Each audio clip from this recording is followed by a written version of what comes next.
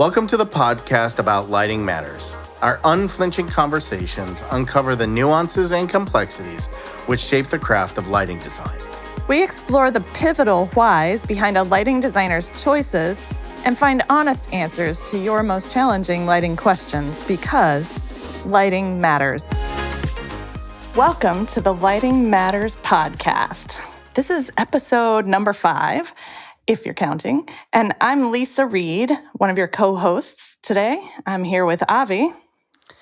Avi Moore. Hello, everybody. Thank you for joining us again today. And we are very excited to have the infamous Joe Zamore with us today to talk about the languages of light. Joe, thank you for joining us. My pleasure. Glad to be here. And thank you for coordinating our sponsor for today, USAI Lighting. USAI has been one of the first sponsors. It's just taken us a bit to get Joe and Lisa and I scheduled, which is part of the fun of putting this podcast together.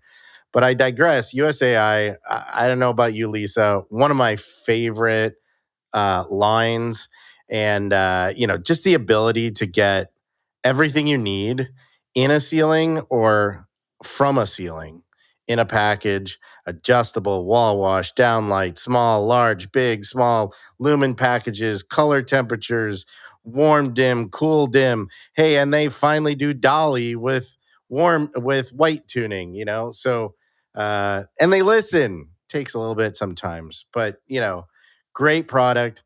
I don't know about you, Lisa. It's one of our favorites.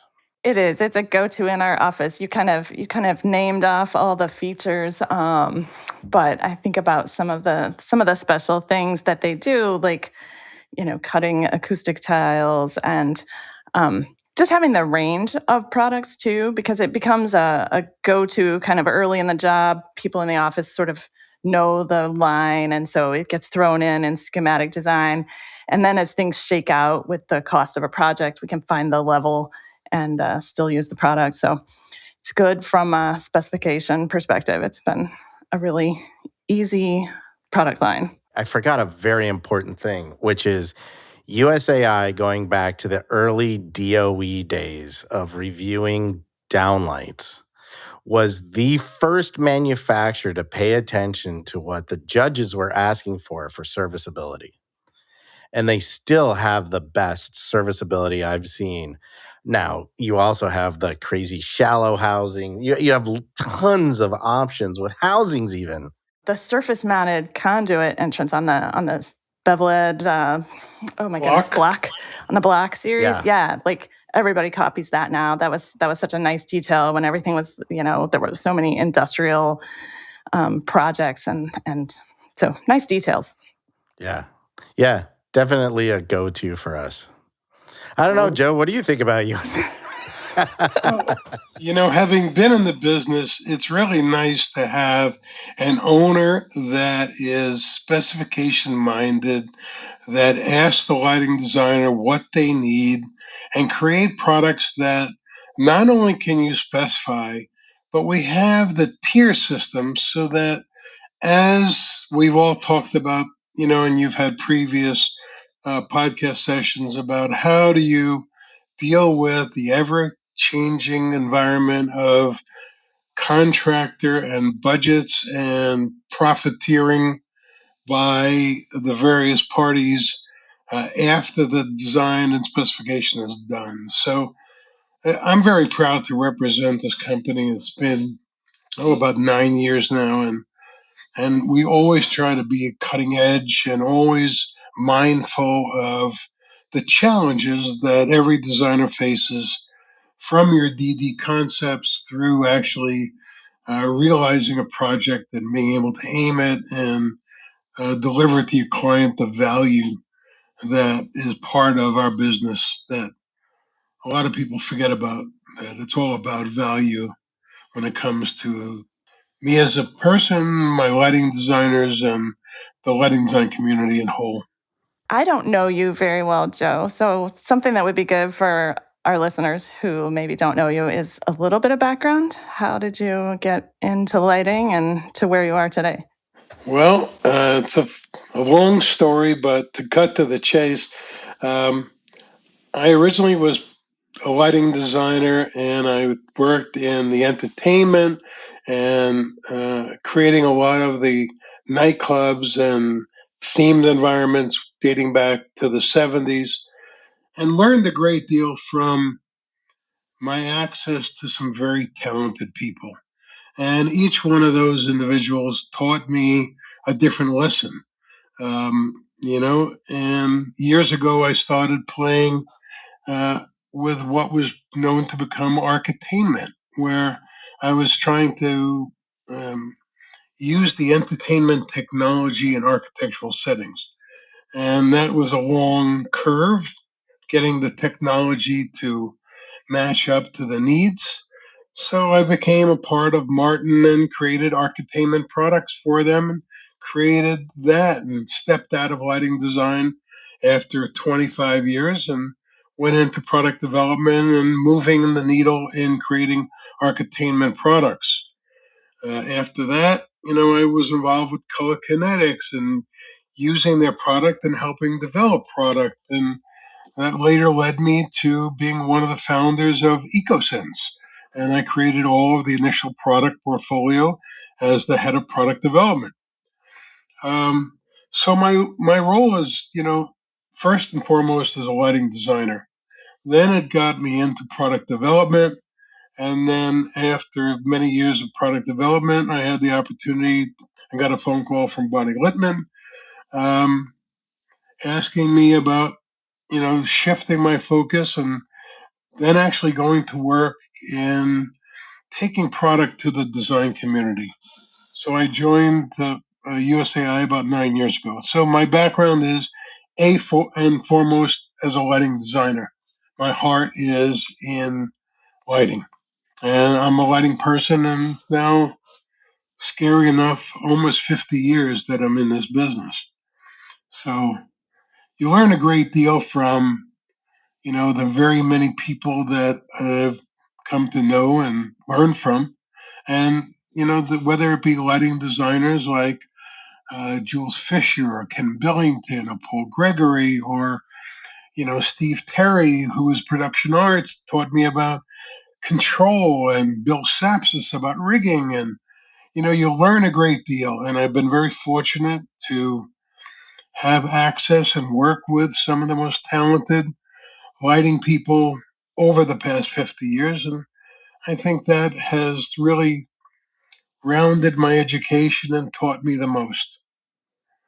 And now the pleasure of working with designers like yourselves is the reason I'm still in this business.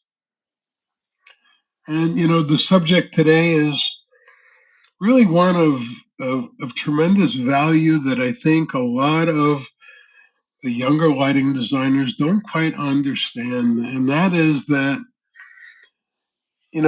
lighting to different people mean a great deal of different ideas and concepts. And to some people, when you talk to an engineer, it's about technology, foot candles, requirements.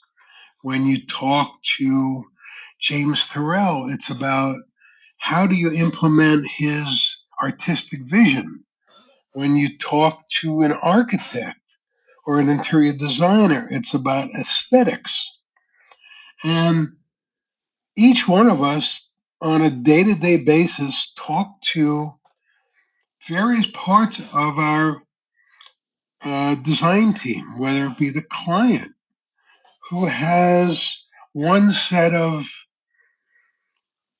importance of understanding, and the interior designer who doesn't care what's in that ceiling. They want to know, what is my space going to look like? What is my fabric? What is the environment or the vibe going to be? Um, so, when Avi approached me about this, it was exciting to really have a chance to discuss how to get the same message across to 8 different people with 8 different sets of importance and values to accomplish the same thing, getting the trust and understanding of what it is you need to say and how to say it. Does that make sense? Yeah, it does. I think so often people, when we say we're lighting designers, they immediately think about the fixture, you know, and they're not thinking about the quality of the light and how we express that and explain that to them, like you said about how an interior designer is concerned about how the space feels and how their fabrics look. It's not, you know, people think it's about the fixture, and then the first question we always get is, "Can you help me with the lighting in my kitchen?" Right? Right. And you know, the better we are at selling the story of importance to the client, to the architect, is the more they'll fight for preserving that idea, that dream. I mean, if I tell you how many times I won a project because of a napkin I drew in front of a client with this wild, crazy idea, with no idea in the world how I was going to make that happen. But but the excitement and energy in that presentational piece that didn't discuss a fixture, that didn't discuss a technique or the the meetings necessary between the engineer and the architect and the contractors and everybody along the downstream of this execution, it wasn't important. What was important was that when I spoke to the owner, I got him excited about the concept. And then it was a matter of explaining how much it would cost, which was way down the line. It was the importance of them believing in that this was going to be magical, that people walking in were going to go, wow, and that his lobby, his bathroom, his all these areas that he never thought about were going to impact the success of the project. When in reality, at the end of the day, we ended up having to VE a lot of the great ideas that, you pick your battles in every design and every project. A lot of designers don't realize you pick your battles.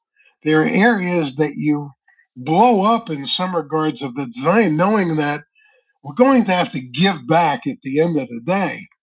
But we already built these areas that we're going to give up in the fight and to preserve other areas that are of key importance.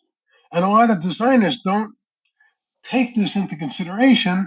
And, every single item is a battle when in fact, if you have 10 items that are key elements, and really out of those 10, maybe 6 are really important, and you have 4 that you can give up easily that won't affect, but that, everybody wants to think that they win. So the contractor needs to win. The EC needs to win. Um, the owner wants to see that it's a compromise and that you fight for what's really important. And in every one of the projects that I get involved in, and I must handle and get phone calls on 25 projects a day. And in every single project, it's a battle over every line item. How do we VE this whole job when, in fact, if we would have created, 10 items out of 50 that really weren't that important, but that are there as a give back, it makes life so much easier.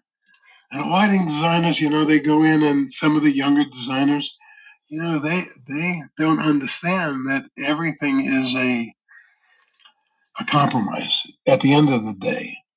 And what is going to make the difference when you walk through the door of what is that story you're trying to say? What is the important thing that the architect will fight for? Out of 20 items in 20 areas, there are 5 the architect cares about, 3 the interior designer cares about, the owner and contractor. The contractor cares about profits. The owner cares about getting this thing built at a relative budget number that they had in mind. And every day, I have conversations with the reps saying that, oh, the contractor asked for a VE. I said, they asked for it at the same time they asked for the as specified package, right? So why are you even discussing a VE when they don't realize or even ask from the design team, is this in budget?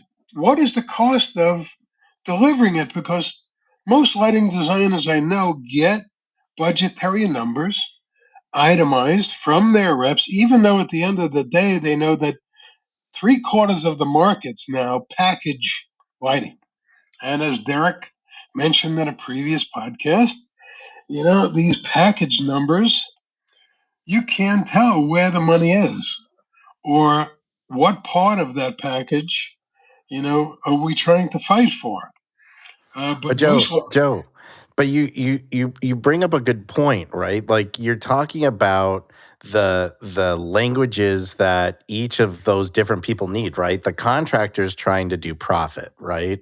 The lighting designer, some of them may be trying to get the whole thing, right? And they need to understand that the electrician is there for profit, right? And the general contractor is there for profit, and the owner wants to be a budget, right? Like you could call those different languages, you could call them different goals, but everybody's got to be aligned, and somebody has to be the voice of those different voices, right? That finds that middle line and explains that. And I think, I always call it translating between worlds. I really think that all the different people involved in jobs actually speak completely different languages. The English, Spanish, and Chinese, they're all saying lights, but the reality is the response to light is, well, this is profit for me. Oh, this is, you know, creative for me, or at least as you were talking about, the finish, right? Light equals finish looking right. Um, so I think that language is really important, and people understanding those different languages, which ultimately become different goals in a way too. you're absolutely correct. And I think that it's on the initial, as we talk about the language of light, it's on the meetings, in the presentation, in the subsequent meetings with the design team, the architect, the interior designer, prior to the contractors. And today, you know, we have to really spend more time, I think, in talking to the various aspects of the job, from the owner to the designer to the architect, about the value and importance of each segment that they deal with. And today your jobs are being budgeted at DD. I've seen jobs, and I'm working SD. on one. Yeah, I'm working on one job now. That's a brand new casino hotel, and the contractor is budgeting it off of a mock-up space. The mock-up space is 5,000 square feet. The area they're budgeting is 250,000 square feet. And they're boxing in the design team before the conversation of design is even complete. And talking to the contractors as the job progresses is saying, listen, we're here to help you. And we work with the designers and the owners to get the end result. And when you, as we said earlier, when you talk to a contractor, yes, they're looking at profit, but in the same breath, say, listen, we designed this knowing that these areas are C of importance. These are B of importance. These are A of importance. Let's talk about savings in the B and C areas, with the understanding upfront that I'm going to fight you on the A's because these are critical. You've used a word a couple times, story. I think that's a language that all people understand. And I think it is possible to get the contractor to buy into the story and get excited about at least some aspect of the design, right? But like what you just said, by prioritizing and helping them understand what an awesome project they get to be a part of. That's correct. And in the best of circumstances, we have issues where the design team did their job. The ownership fought for the design, like Sphere.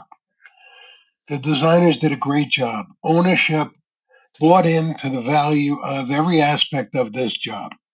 And yet, the distributor, of all people, um, jumped the horse. He went ahead of everybody else and created needless situations where, at the end of the day, the project still executed and a lot of the design got done, but there were mistakes that could have been avoided because no one spoke to the distributor.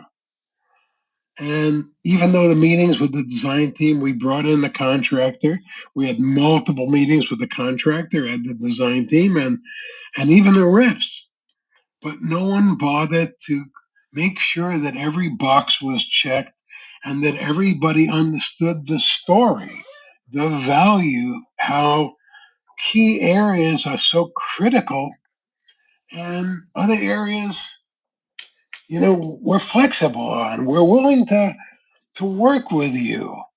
And if the designers and the lighting designers spent as much time making sure that all the different parts that you talk the right language, as we say, you're talking to the contractor about dollars and areas and what's important, what's not.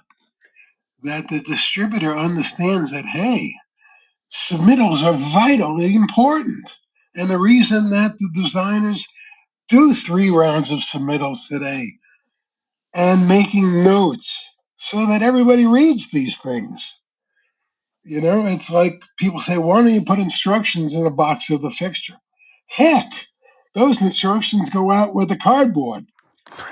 Now we put information inside of the collar. We put, a thing that a phone can capture, information and pull up instructions on their phone. I love that. Because Because that's who's working on this now. They've got their phones, if they can grab a QR code and go to installation instruction video, that's how they're working. It's actually one of my favorite parts of the DOE testing we did back in the day is we had a fixture that would get installed, but we'd also have a fixture in a box. And so you would unpack the box and see how it was set up and how it was going to get installed. And I like 2 things about that. One, you saw how fast you threw out the instructions, right? Because they're sitting on top of actually getting to the thing, or they were in the bottom. There were multiple places where that just went in the garbage. But then when you're actually looking at the fixture, okay, now when I go to service, right? Like we haven't talked about the language of the maintenance professional, the person who actually has to maintain this building and understanding, using our sponsor today, USAI, right? How do you get how do you get the LED array pushed up, pushed to the side, then reach around and grab the driver, right? Like there's instructions right inside, built in, versus looking at other manufacturers, right? Like, and then being able to discuss that as a lighting designer up front, like this is why we're specifying this product. This is why this has potentially a premium or not, depending on what you're looking at. Because for that person, that's really important, right? And I would say, Lisa, you probably agree. I want that to look like that as long as that product's there. Yeah, maintenance is so important to the longevity of our design. So, and to that point, if I tell you how many times that in a conversation with the lighting designer, with the manufacturer, and whether it be me or someone else, when we know it's a college or a university or an airport, and we go in and have a meeting with the maintenance team, and we show these guys who hate the idea of having to put their big hand into this little opening and have to maintain this fixture for 20 years. When we go in there and we show them the ease of maintenance, half of the budget battle goes away because the maintenance team wants that fixture. And all of the contractors' arguments about budget and this and that doesn't matter. The maintenance guys are the ones who tell the purchasing agent, the guys who are in charge of the money, long term, this is the reason we want this fixture. And it's amazing how a lot of the battles go away because, yes, you're designing it with the serviceability and sustainability in mind. But when we go to the other end of the spectrum and we know it's going to be, an area that the contractor leaves the job, and there are guys that, they have a team of 10 guys working at this university that all they do is maintain fixtures and other product on these facilities for years and years and years. And that by reaching out and having a conversation just about that makes your job of selling the job, maintaining your design so much easier.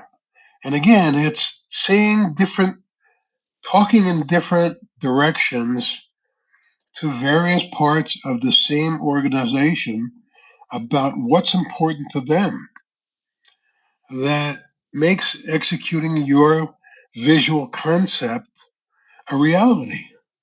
Again, you got to think of everybody, right? From the design side through construction all the way down to maintenance, and they all have different goals. They all have different pieces, and it's incredible. And I think you also click on a point, which is different job types too will have different requirements, people, languages, things that are required, right? Right. You mentioned universities, but then I don't know, hospitals, retail, those are completely different.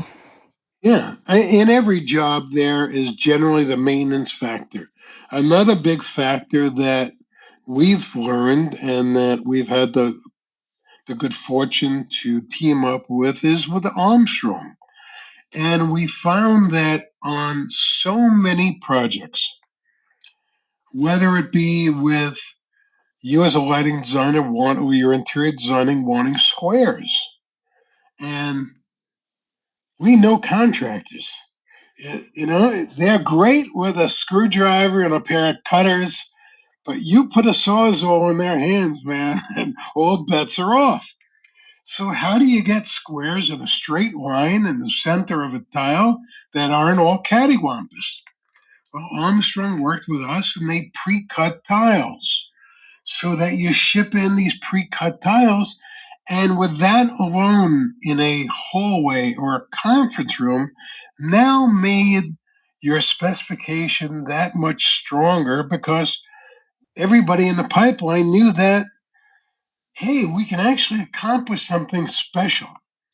Then you get to the wood ceilings. And if I tell you how many jobs we worked on where the electrician takes a drawing, measures off, says it's 4 feet off of this wall. He puts his electrical box on the ceiling and then tries to drop a pendant. And the ceiling contractor starts on the opposite wall, measures off of this wall, drops in his tiles, and now you have these slats, and the pendant hits the slat and is not in the opening. So now they're trying to bend the pendant, and now your fixture doesn't fit in. So what happens? So we met with Armstrong and we created these grid mounts that the contractor puts his box up anywhere, drops a flexible piece of BX, and the fixture mounts to the grid, slides to the right position, pops in. Voila! An integrated pre-engineered solution. Now the architect loves this because he doesn't have to be on job site 3 times. The lighting consultant doesn't need to be on the job site 3 times to have these coordination meetings. It was like the old Abbott and Costello. Who goes first? Who's on second? And everybody's sitting there scratching their head. How are we going to get this to work? when, as manufacturers, we listen to this and we respond to the design community, and when we pitch these ideas, when we tell the story to the architect, it makes sense. When you go to the contractor and you say, hey, listen, this is a little bit more money, but at the end of the day, it's going to save you time. It's going to save these problems of having to redo things, of having extra job site meetings with the ceiling coordinator and the ceiling contractor. And again, it's speaking what's important to each of the members of this project, from the initial ownership, selling the idea to get them to hire you. And Joe, you're kind of saying an important thing, which is the the process of getting it installed too, right? Like I think we do a lot of things with architects where they want like wood slats and then they want a clean line in between. And like how do you get it installed, right? Almost thinking ahead, like you just said, to the ceiling contractor, the electrician, potentially drywall, mill worker, right? How to plan that process to make it all work, right? And find solutions or whatever. And with the best of clients, we have these custom homes, and you order a millwork fixture because in a $20 million home, you expect that the contractor can cut a clean hole. And 6 months later, we get a phone call. Can we put a flange because the hole looks like the deck? I've actually tried to cut a square hole in the middle of a piece of plywood in my basement to install square fixtures. Yeah, it's hard. It's very hard, right? Sawzall or jigsaw. I mean, it's not easy. That's why we always have the conversation up front with the contractor that a millwork guy who knows how to make a proper cut, whether it's a stone in a bathroom, whether, I mean, it's not easy. And if the general contractor leaves it to the electrical contractor, never happen. Never happen. So your design, the owner's money, all the value leaves the proposition. Because in the initial meetings and in discussions with each of the different aspects and players in the game, those conversations didn't happen. And at the end of the day, we as the lighting community have responsibilities. As we say, financial advisors have a fiduciary responsibility. We have that same type of responsibility to deliver value. And I think that the lighting designers look to the reps look to their relationships with distributors. Everybody has their relationships, but making sure that the story, the language of the conversation, excuse me, that everybody really gets the right words to click. Well, you're really talking about getting buy-in from all of the parties rather than, and earlier you were using the word fighting for the design or fighting for, or things end up in a fight. I was really challenged recently by one of my clients. I liked this. She said, in our office, I hate it when I hear one of the designers talking about fighting for their design, because if we're fighting our clients, then we've assumed the wrong posture. We're really getting their buy-in. If we're fighting them, then we've already lost. No, you never fight with your client. Your client is, as we say, is always right. Right or wrong, your client is always right. Um, it's getting their understanding that along the way, from the very first meeting, along the way, there are going to be challenges based upon current market conditions and profiteering and the business of lighting, as you guys have started discussions about, is there's a business, and along the way, different people get involved that don't have the same commitment or understanding of importance to your client, to your architectural partner, to your interior designer partner, because they're all partners in executing the idea and the value that you all got hired on for in the first place. You know, the distributor wasn't part of that conversation. He is, an unknown entity along the whole process until the purchase of the package. But yet they have tremendous input as to what gets offered, what gets substituted, what is important to them getting into budget. So again, when we talk about the various languages or the translation of from concept through final focus, there are many different conversations that need to take place, and each one you have to talk the same idea differently to describe it so that your engineer, when you start talking about aesthetics, his eyes close. When you talk to an interior designer about foot candles, boom, their eyes roll back in their head. They don't care. So having the right conversation with each party so that each one understands what's important in their own language. And as we said, the language of lighting is critical, even though the same conversation sounds so different to 10 different people. Joe, I wonder in the years, and maybe Lisa, you have a good answer to this too. But in the projects you've worked on, you've been involved in, have you seen success in design to construction to owner, right? That language being translated, and what have you seen as the success marker, right? What have you seen in those jobs that are successful from top to bottom that happen that makes this work? I think in the initial conversation with the client, when you're first brought on board, when you're proposing your ideas and your fees and your structure, explaining the value that you serve, and that along the process, you're going to need their support because at the end of the day, it's the value you bring, the reason they're paying your fees.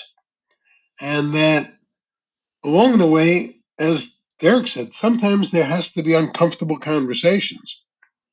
I mean, that's just the fact that, you know, 10 years ago, you wrote a spec and no one questioned your spec. Contractors wouldn't dare, offer an alternate without coming to you, the designer, and saying, hey, I have some issues getting this in budget. You rule the world and I not dare challenge you. But, 10 years ago, even 6 years ago, the contractor would never challenge a specification. Today, there are lighting designers who are known for taking to task the contractors and pulling them out of a meeting and saying, hey, we're going to go back into this meeting and either you're going to say you made a mistake with your pricing, or I'm going to pull out the actual price of this product and put it on the table and show you're a thief.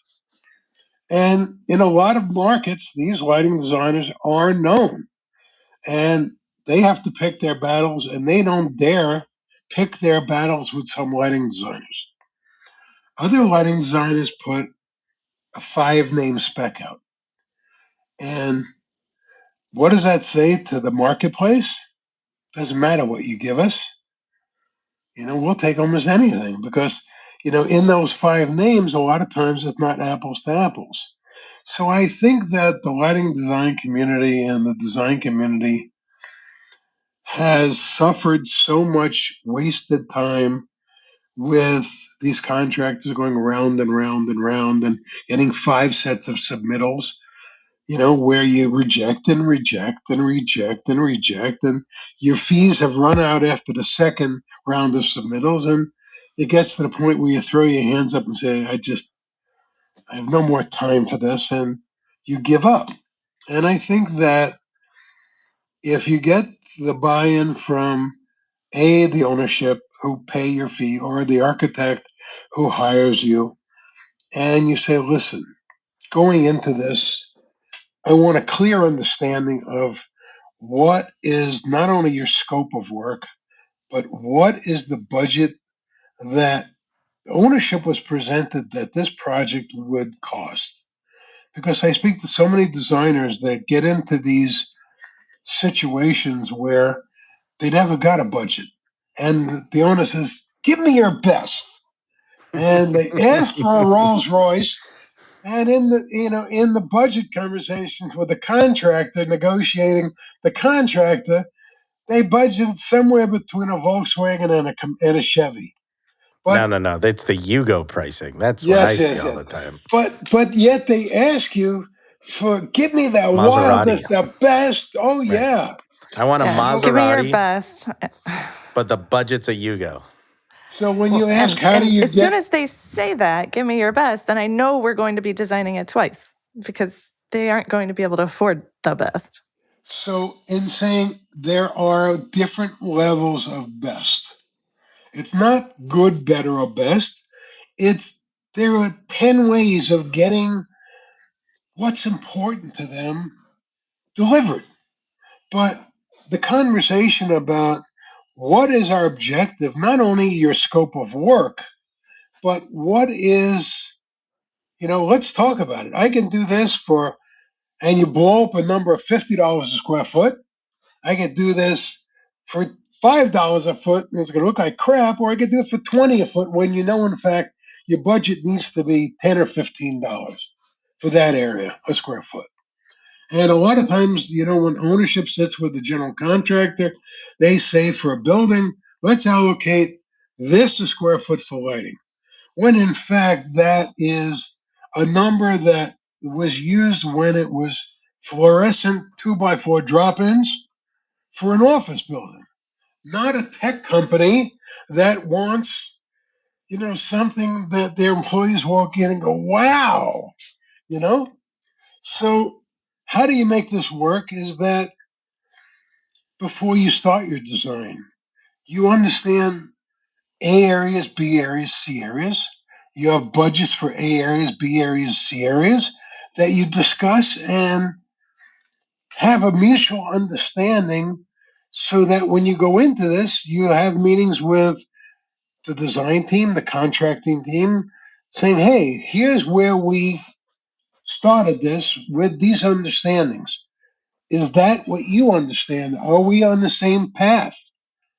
Because if everybody knows the path as well as the scope, it becomes easier to execute.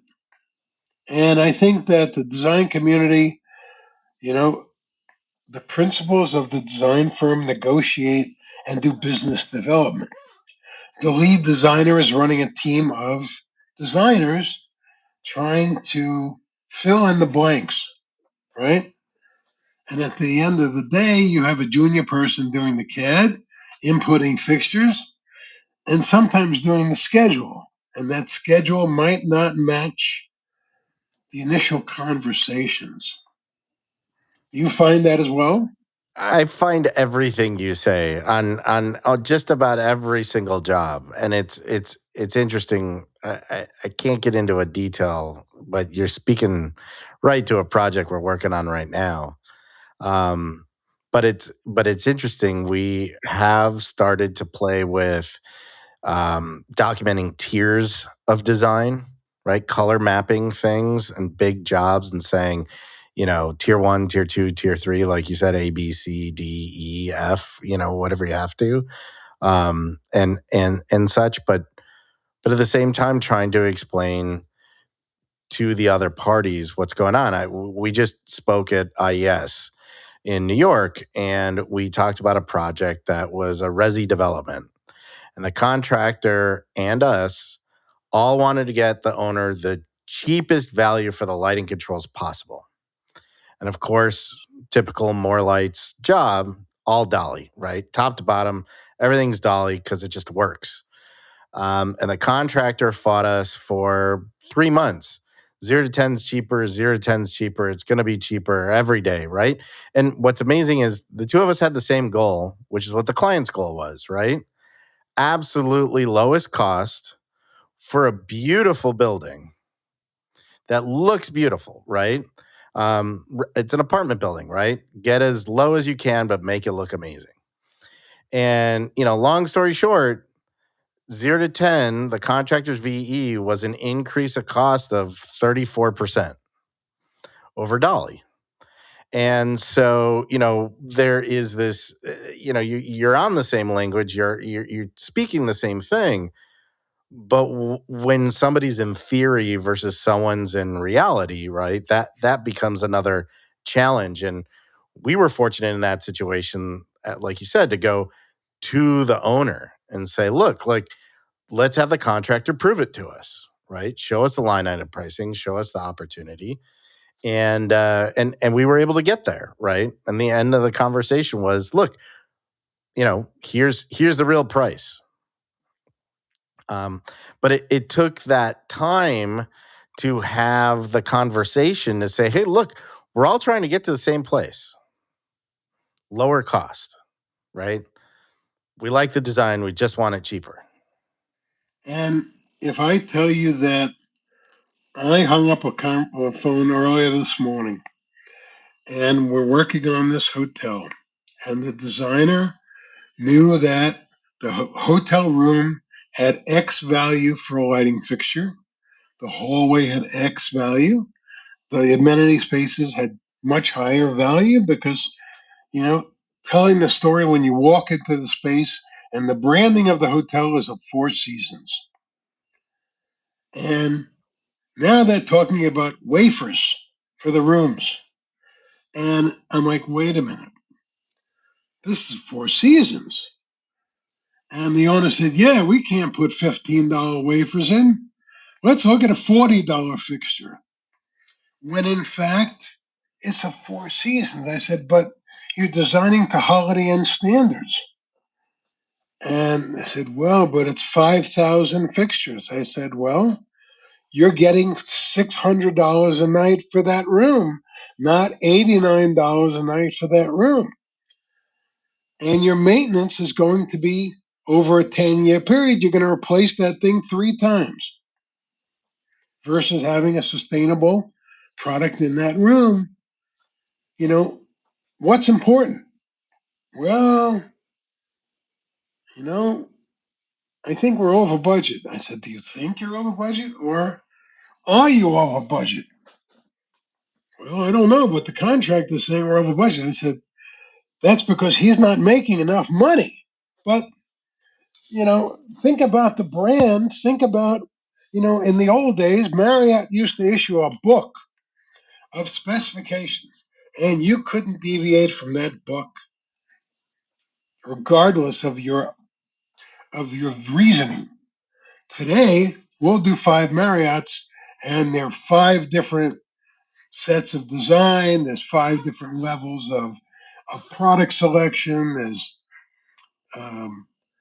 so yes, we're in an ever-changing environment, but I still believe that having the right conversation in the right terminology to each of the various players makes executing your commitment to your client easier and the project ending up in a better place. Yes, at the end of the day, you're going to lose battles, and there are people that get involved that simply drive the ship, into that wave that's going to crash over your bow, and it's not going to be pretty, but, you pick your battles, and, as a friend said to me a long time ago, I can't dance at every wedding. I can only do the best at what I can. I think key that both of you said too is getting in front of the right person, getting to the decision maker. It's using the right language when you get there, but you have to get to the right person too. And I think that if you do and you spend the time figuring out along a path, it takes less time to get to that person than in all the subsequent meetings you have to go to and hours you have to spend because you didn't get to that person. Absolutely. Because they can eliminate a lot of the nonsense that transpires along a project. Yeah. And they tell them, stop the nonsense. This what he's saying is important, and let's move on. Let's find someplace else. Let's look at the flooring. Because the lighting is the last thing. Everybody decides on the flooring and the paint and the millwork and every other detail. And then the lighting comes at the end because no one's bothered to speak up early of that, hey, everything else you're choosing and every decision you're making will either look good or get lost because no one's paying attention to the value and importance that lighting really matters to everybody's project. Whether they recognize it or not, lighting matters so much. And this podcast is so valuable to getting that word out because everybody else can do a great job. And if the lighting is done by the engineer or by the electrical contractor, I don't care if they spend $1 or $1 million, it's not going to be everything it could be. You're right on, Joe. I was gonna sum up because we're coming to the end here, but I was gonna sum up that I find it so interesting, Lisa, that in all of our conversations we've had so far, we're talking about the language of light, we're talking about sustainability, we're talking about pricing, we're talking about design. Every single scenario comes up where we're talking about price as a part of lighting design, languages, and all the other elements. And it's so amazing how it is such a big issue in our industry. And that is a newer situation that we all face than it was 5 years ago or 10 years ago because we got an approval for our budgets, especially when, and as I said, I've been in the entertainment aspect and theatrical part, and I've been in the architectural world, and I've worked with the design community now going on, I don't know, 15 or 20 years. And before it was about choosing the right fixture that accomplished the right effect and created that look that was so important to the design team, ownership in the design team. And that impact of walking into a space and that environmental feel was the most important thing in the conversation. And today we spend more time trying to get our vision executed than it than we spent on creating the appearance, the look, the story. And the story, again, if you sell the story and they understand the value of that story, everybody on the design team, you know, helps get it executed and diminishes the power of the contractor and makes everybody take a harder look at the numbers because 99% of the time you design it in budget.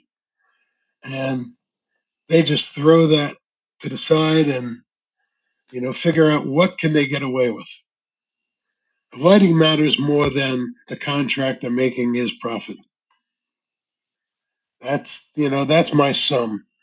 And I fight every day with my designers to find the right product, to use it properly, to choose the right housing, to understand that we have gives. And in the design process, we start with A and we know we can move to B easily and not lose anything. But that we build in this sort of buffer from the beginning. So I'm here as a servant, as I call myself, a concierge to the lighting design world. I try to put 50 years of experience and knowledge and information to help get the idea and the story executed. And, you know, that's all I can do is my part. It's a I great think service. when we put the title up, we'll have to say Joe Zamore, concierge of lighting design, Concierge to the lighting design concierge community. to the lighting design. All right, we got our title. Well, Joe, thank you again. I think this has been a really great conversation, and I feel that there are multiple paths to this conversation, and I look forward to the opportunity to continue this conversation and take it in another direction. I have like a list of questions I want to ask you, but we're running out of time today. Listen, anytime I'm here, as you know, I answer my phone morning, afternoon, and into the late evening because a lot of designers, they don't have time during the day to dealing with nonsense. And at night, when it's quiet, they can get to set design. And that's when a lot of questions arise. And I was that designer on the ladder, calling my friends in the middle of the night, trying to figure out something. And so I always answer my phone. That is much appreciated. I've been that designer before too. And we need to thank Joe, the company you work for, USAI, today for helping sponsor this. There's some costs involved in making this podcast, and we appreciate the sponsorship. USAI Lighting is an industry leader in the designing and manufacturing of smart, compact LED fixtures for today's homes and iconic venues worldwide. With a heritage of revolutionary lighting engineering and design that dates back to the 1930s, they continue to push boundaries as a third-generation family-owned business based in New York's Hudson Valley. Throughout their many decades in the architectural lighting industry, they've earned numerous patents and awards for proprietary technologies. 1930s. Were we using LEDs in the 1930s? I think it was the MR16s. I think I've still seen it. Yeah, he actually created the first fluorescent strip for the World's Fair in the 1932. Wow. Didn't know that. I didn't know that. USAI's robust selection of products ranging from 1-inch to 6-inch aperture, which we were talking about earlier today. It's these strong collaborative relationships that USAI has cultivated with the architectural and design communities that inspires them to provide state-of-the-art lighting solutions that help partners realize their visions. The USAI team takes pride in developing every aspect of their fixtures, from light engines to optics and thermal management, ensuring compatibility through rigorous engineering, testing, and product development. And maintenance. That was the cool thing, and it still is. Can maintain their fixtures. We have a restaurant that's 10, 11 years old. The LED array failed the other day. Driver's still working. 2 screws, new array, downlight still working. Didn't have to touch a drywall. So important. Each new product USAI introduces pushes the limits of LED research and development, resulting in a stream of industry firsts and awards. USAI's comprehensive platform of traditional and innovative solutions focuses on achieving the perfect balance between color technology, optical design, and superior performance, offering flexibility to meet the design and budget challenges of diverse projects. For more information, visit www.usailighting.com. Joe, thank you again for being a sponsor, being a part of this podcast today. And we look forward to having it again and seeing you all soon. Yes, thank you, Joe.